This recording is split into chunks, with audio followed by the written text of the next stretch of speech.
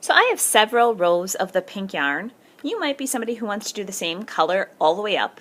You might be somebody who's going to have a tree that has different kinds of green or different kinds of fall or autumn colors.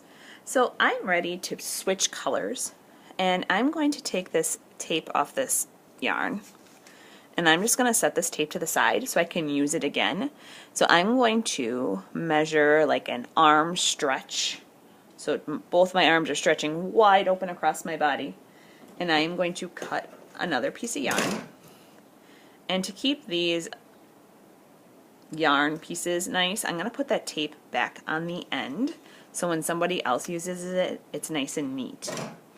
Alright, this next part is probably the trickiest because we are going to have to tie these two pieces of yarn together. Mrs. Cleary will help you, or if you are somebody who gets it, help a friend out. I'm going to take these two pieces and I'm going to put them side by side, and I call this a balloon tie. So if you've ever tied the end of a balloon, you wrap it, and you need a fairly long piece of yarn to do this. You wrap it around your fingers, like the peace sign fingers. Both these tails are going to go through the loop, and I'm going to pull. So I'm just pulling these to get this knot really tight. I just knotted them together. I'm going to trim those tails a little bit, not right next to the knot or it'll come undone. So I've got just two tiny little tails. Now I just keep my weaving pattern, and it will eventually turn into the white string. So I ended under. I'm going to wrap this on top, and I'm continuing, and I'll continue to show you when the color changes.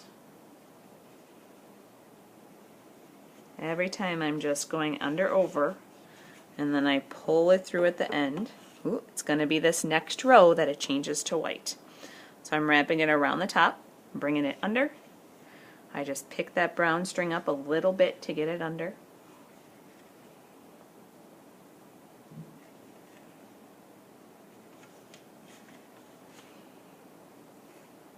There it is. Pretty cool. So I'm going to continue weaving as much as I can on day 2. Some of you might get all the way close to the top. Some of you might just have a little bit like I do. Whatever weaving you have done on day 2, we will stop. We will cut a little tail, and we will knot this on to the last brown string. Mrs. Cleary can help with this part if you need it. And I would just trim that tail, and it's done.